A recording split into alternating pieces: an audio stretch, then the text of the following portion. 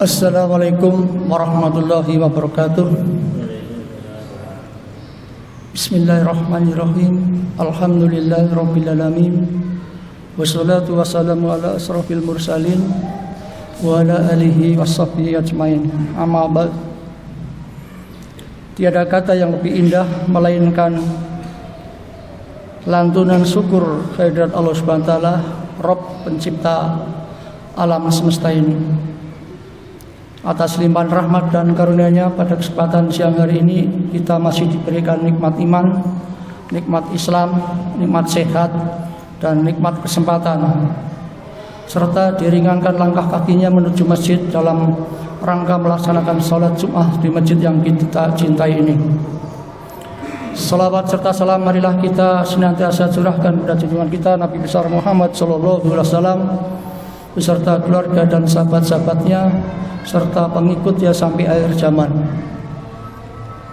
Mudah-mudahan dengan izin Allah kita yang sekarang dikumpulkan di tempat yang mulia ini, dengan harapan nanti di akhirat kita dikumpulkan di surganya Allah Subhanahu wa taala. Amin ya rabbal alamin. Hadirin jamaah salat Jumat yang dirahmati Allah Subhanahu wa taala. Pada kesempatan siang hari ini ada beberapa informasi yang harus kami sampaikan kepada para jamaah. Yang pertama, kepada para jamaah yang baru masuk masjid, kami tekankan kembali bahwa kita Masjid NH tetap tegakkan protokol kesehatan COVID-19, yaitu gunakan masker, bawa sajadah sendiri, jaga jarak, cuci tangan, dan jaga kesehatan.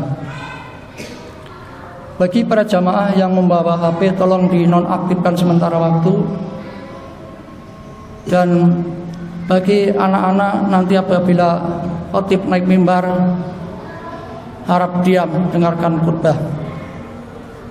Yang kedua, petugas Jumat kali ini adalah muadzin saudara Edi, kemudian khotib Jumat Ustadz Dr. Haji Syihabuddin MH dari Kota Malang dengan materi pendidikan nafsu. Imam Ustadz Husni Mubarak Sarjana Hukum Islam. Yang ketiga, kami mewakili takmir dan tim pembelian tanah pengembangan masjid mengucapkan terima kasih kepada para jamaah yang telah memberikan infak dan sedekah. Semoga infak dan sedekah serta amal baik panjenengan diterima Allah Subhanahu wa taala. Amin. Yang keempat, dana kas operasional masjid saldo pekan lalu Rp4.445.000. Pemasukan pekan ini Rp2.445.000. Jumlah sampai dengan pekan ini Rp6.890.000. Pengeluaran Rp2.666.000. Saldo akhir Rp4.225.000. Yang kelima, kas dana PPNH dan pembelian tanah. Dana PPNH saldo min Rp17.980.525. Harga pembelian tanah dan surat-surat Rp570 juta. Saldo terkumpul Rp474.570.000. Cicilan tanah Rp405 juta. Sisa yang belum dibayarkan Rp65.570.000. Untuk pelunasan dibutuhkan dana lagi sebesar Rp95.430.000 dengan masa tenggang waktu akhir bulan Oktober 2021. Bagi para jamaah yang mau berinvestasi akhirat bisa menghubungi Pak Junedi dan Tutuk Baktiar atau dengan nomor rekening BSI 709290497. Yang terakhir, pengumuman dari takmir. Kajian kultum subuh seperti biasa dilaksanakan setiap ba'da subuh. Kemudian kantin tamasya, yaitu kajian rutin taklim maghrib sampai dengan isya, kita baru melaksanakan mulai Sabtu petang atau malam Ahad. Untuk yang di Rebos sementara belum. Jadi untuk Sabtu petang tanggal 18 September 2021 nanti diasuh oleh Ustadz Haji Mas Rihan dari Kebon Agung. Demikian informasi yang perlu kami sampaikan. Ada kurang dan lebihnya mohon maaf. Wabillahi taufiq wal hidayah. Wassalamualaikum warahmatullahi wabarakatuh.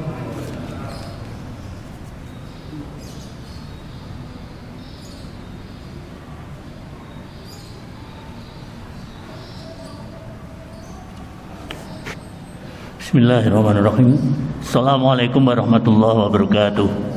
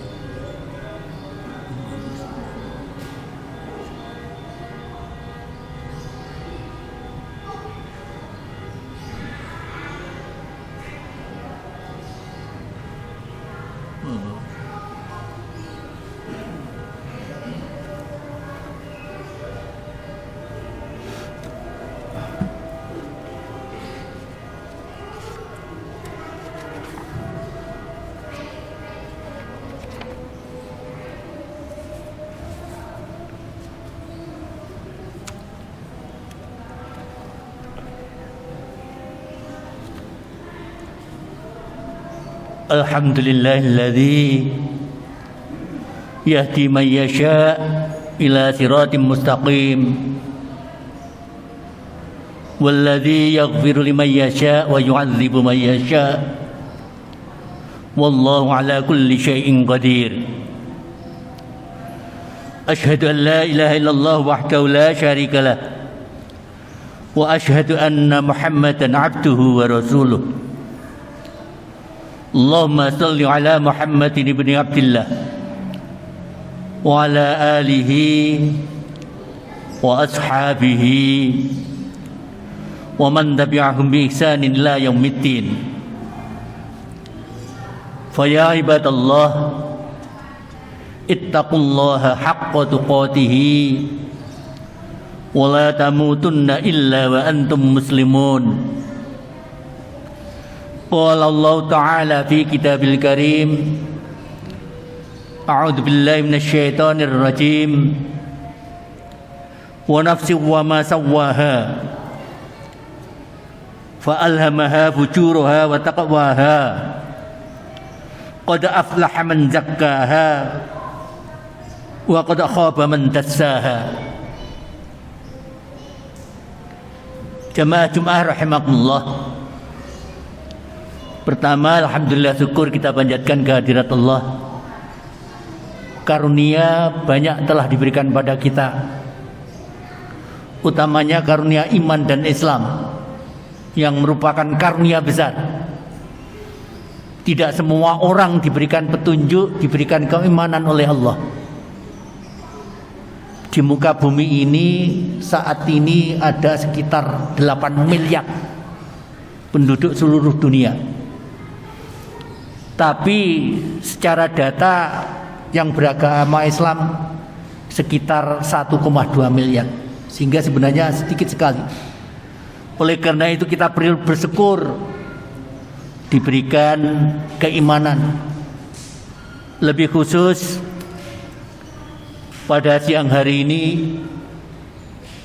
meskipun masih dalam kondisi pandemi, kita diberikan keadaan as-sihah, kita diberikan keadaan sehat, sekaligus diberikan kesempatan untuk menjalankan ketakwaan kepadanya, yakni sholat Jum'ah di Masjid Nurul Hidayah pada siang hari ini. Mudah-mudahan dengan syukur ini karunia kenikmatan ditambahkan pada kita, sebagaimana janjinya kalau kita mensyukuri nikmat itu akan ditambah. Utamanya mudah-mudahan kita diberikan kenikmatan sabatul iman, teguhnya iman sampai akhir kehidupan, sehingga kalau toh satu saat kita menghadap kepadanya dalam keadaan husnul khotimah. Yang kedua, rahmat dan salam mudah-mudahan tetap terlimpahkan pada junjungan kita Nabi besar Muhammad Rasulullah sallallahu alaihi wasallam beserta keluarga, para sahabat, para tabi'in, para tabi'in, dan melimpah ke kita semuanya. Karena dengan perjuangan beliau menyampaikan dakwah dengan berbagai pengorbanan, sehingga dinul haqq sampai pada kita. Jamaah rahimakumullah, Allah selalu mengingatkan kepada kita, paling tidak di setiap Jum'ah melalui mimbar khutbah, agar kiranya kita selalu berupaya meningkatkan keimanan, kualitas ketakwaan kita kepadanya. Harapannya keimanan kita adalah keimanan yang sejati, pengabdian yang hanya kepada Allah. Sebagaimana firman-Nya, wa'budullaha wa la tusyriku bihi syai'a. Mengabdilah kepada Allah dan jangan menyekutukan sedikit pun dengan sesuatu. Dengan dasar iman yang sejati itu, harapannya diikuti dengan ketakwaan yang tulus, ketakwaan yang murni, pengabdian yang murni, bahwa kita taat semata-mata mengharap ridha Allah, tiada yang lain. Jamaah Jum'ah rahimakumullah, memang kadang ada persoalan karena manusia ini oleh Allah diberikan potensi dalam diri kita. Kita terdiri dari jasad dan rohani. Rohani kita ada ruh, ada zaukun rasa, ada qalbun hati, ada aqlun akal, dan ada nafsun atau nafsu. Lah, potensi nafsu inilah yang kadang-kadang itu adalah menjadi kendala untuk taat kepada Allah. Karena nafsu ini maunya enak gitu. Maunya santai, dan untuk diajak ibadah biasanya males. Ini yang namanya nafsu. Dari situlah maka nafsu ini perlu kita didik. Nafsu ini perlu kita didik. Persoalannya pendidikan formal, mulai SD, SMP, SMA sampai perguruan tinggi. Nafsu kita itu dididik untuk memenuhi keinginan-keinginannya. Nafsu ini adalah kebutuhannya, adalah kebutuhan materi, kebutuhan duniawi. Rata-rata didikan sekarang mengarah ke sana. Menjadi tamat SMA, tamat perguruan tinggi, harapannya memperoleh pekerjaan yang layak dalam rangka pemenuhan kebutuhan materi. Ini rata-rata di situ. Oleh karena itu, Islam dengan pendidikan agama perlu ada keseimbangan pendidikan nafsu ini. Yani dalam konsep Islam, nafsu ini justru perlu dikendalikan, tidak harus dipenuhi. Rukun Islam itu semuanya dalam rangka untuk mengendalikan nafsu.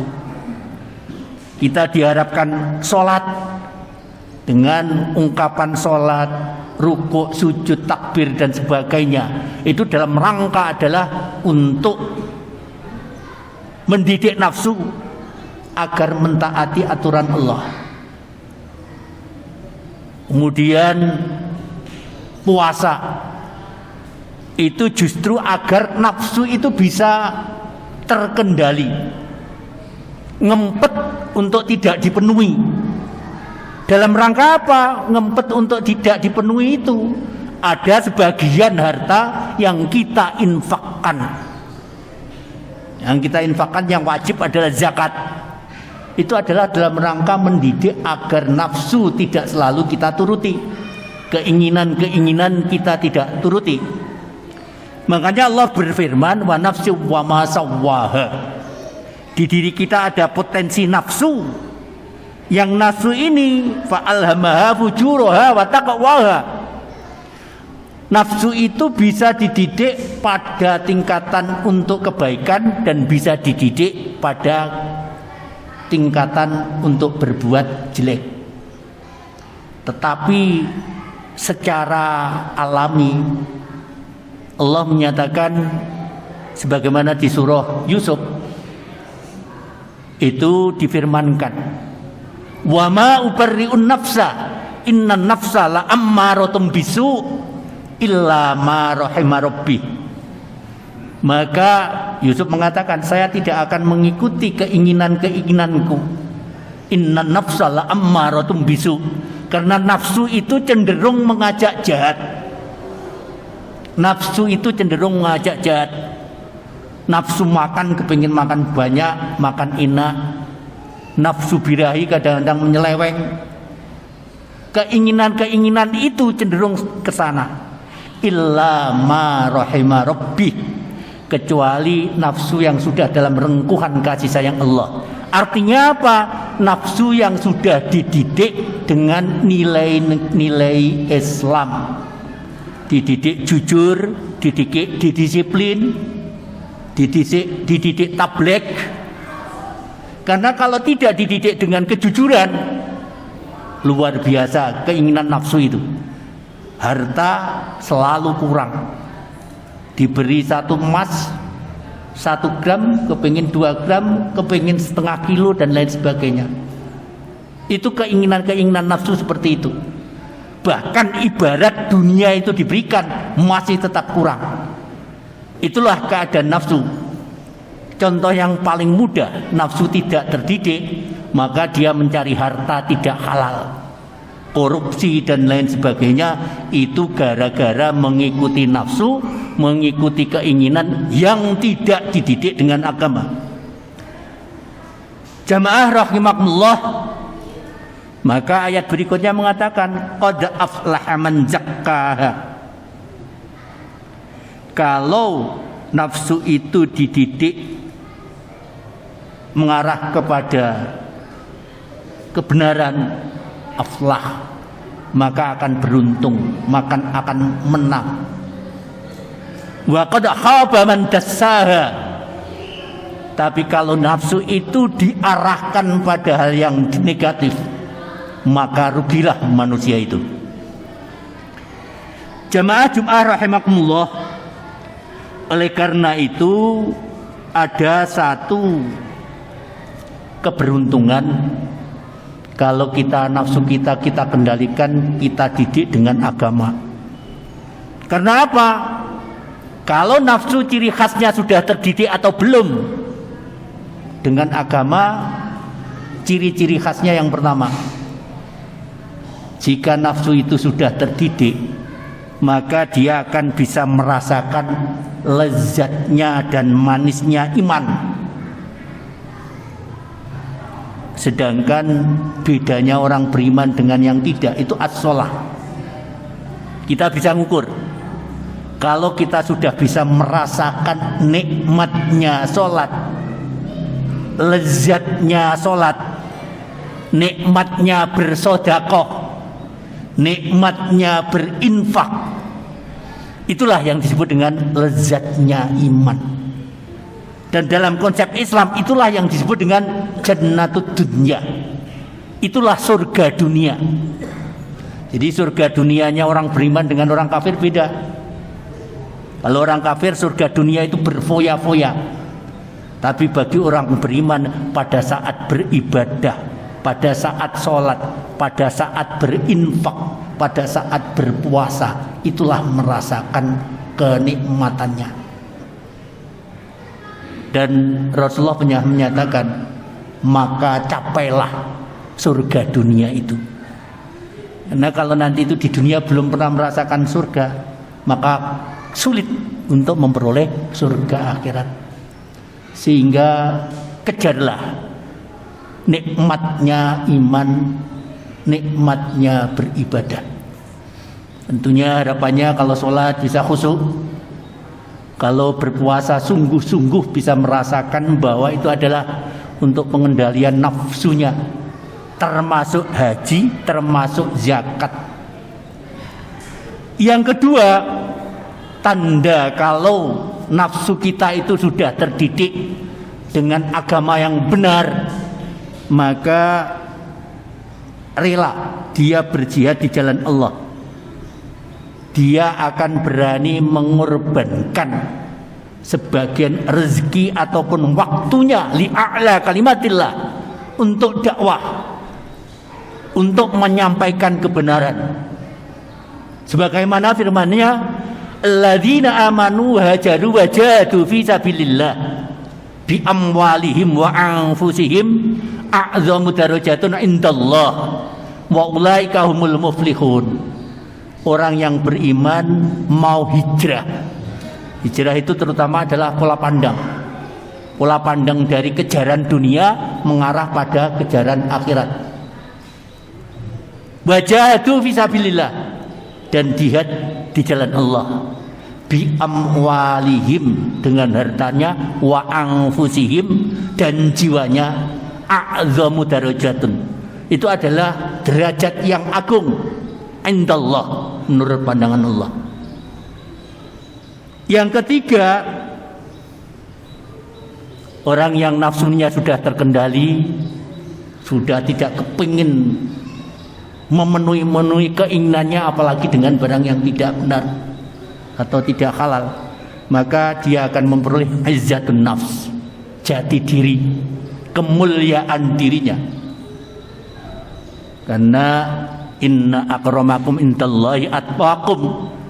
Kita akan paham apakah kita itu sudah mengarah pada takwa kepada Allah atau belum.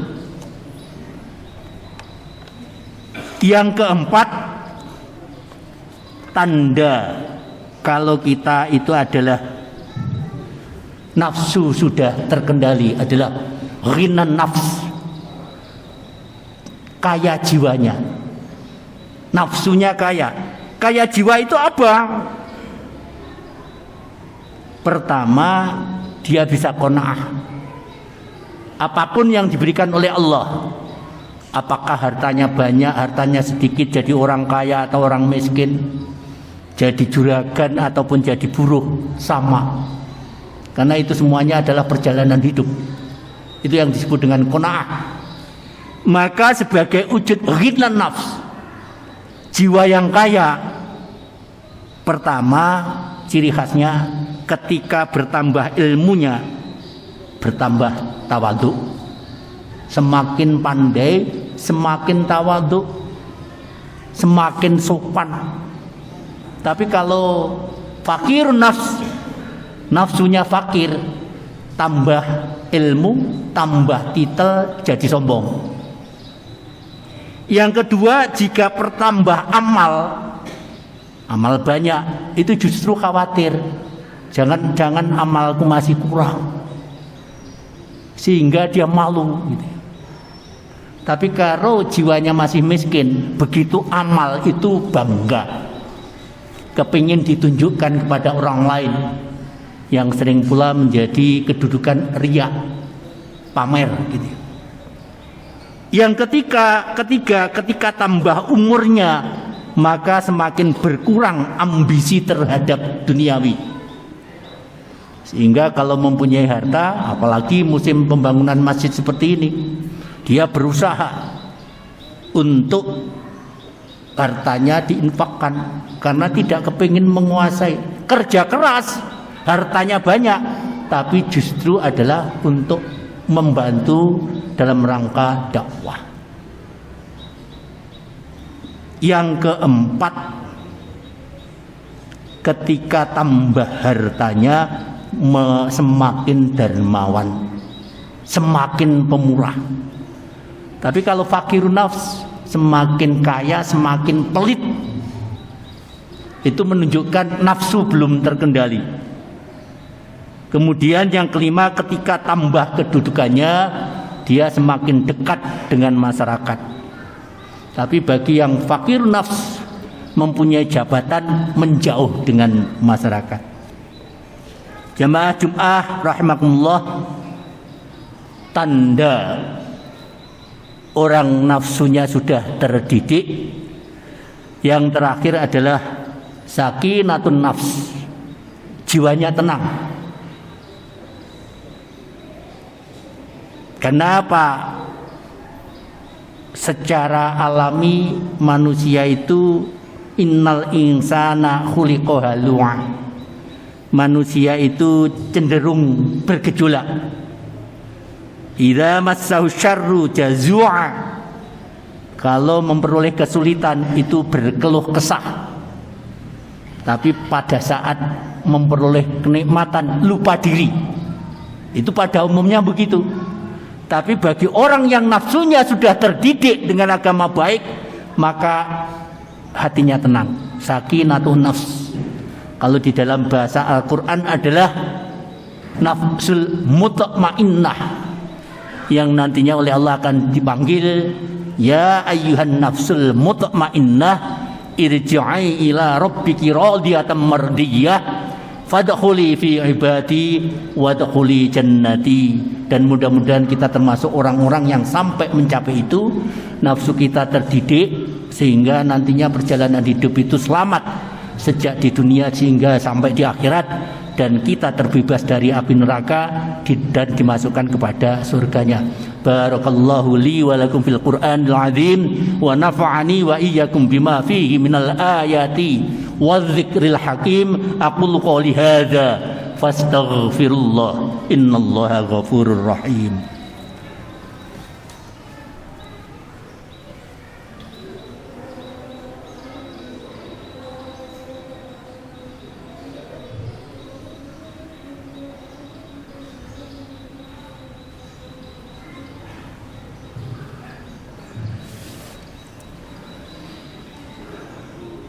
Alhamdulillahilladzi hadana lihada wa ma kunna linahtadiya laula an hadanallah. Asyhadu an la ilaha illallah wahdahu la syarika lah wa asyhadu anna Muhammadan abduhu wa rasuluh. Allahumma shalli ala Muhammadin ibni Abdillah wa ala alihi wa ashabihi. Fa ya ibadallah usini wa iyyakum bitaqwallah faqad fazal muttaqun. Qala Allah Ta'ala fi kitabil karim, a'udzu billahi minasyaitonir rajim. Innallaha wa malaikatahu yusalluna 'alan nabi ya ayyuhalladzina amanu sallu 'alaihi wa sallimu taslima. Allahumma shalli 'ala Muhammad wa 'ala ali Muhammad kama shallaita 'ala Ibrahim wa 'ala ali Ibrahim wa barik 'ala Muhammad wa 'ala ali Muhammad kama barakta 'ala Ibrahim wa 'ala ali Ibrahim fil 'alamin innaka Hamidum Majid. Allahumma ighfir lil mu'minina wal mu'minat wal muslimina wal muslimat al ahya'i minhum wal amwat innaka samiun qaribun mujibud du'awat ya qadiyal hajat bi rahmatika ya arhamar rahimin. Rabbana zalamna anfusana wa illam taghfir lana wa tarhamna lanakunanna minal khasirin. Rabbana ighfir lana wa li ikhwanina alladhina sabaquna bil iman wa la taj'al fi qulubina ghillan lil ladzina amanu rabbana innaka ra'ufur rahim. Allahumma arinal haqqa haqqan warzuqna ittiba'ah wa arinal batila batila warzuqna ijtinabah. Rabbana taqabbal minna innaka antas samiul alim wa tub alaina innaka antat tawwabur rahim. Allahumma inna nas'alukal huda wat tuqa wal afafa wal ghina. Rabbana hab lana min ladunka rahmah wa hayyi' lana min amrina rasyada. Rabbana atina fid dunya hasanah wa fil akhirati hasanah wa qina adzabannar walhamdulillahi rabbil alamin. Ibadallah wa la dzikrullahi akbar.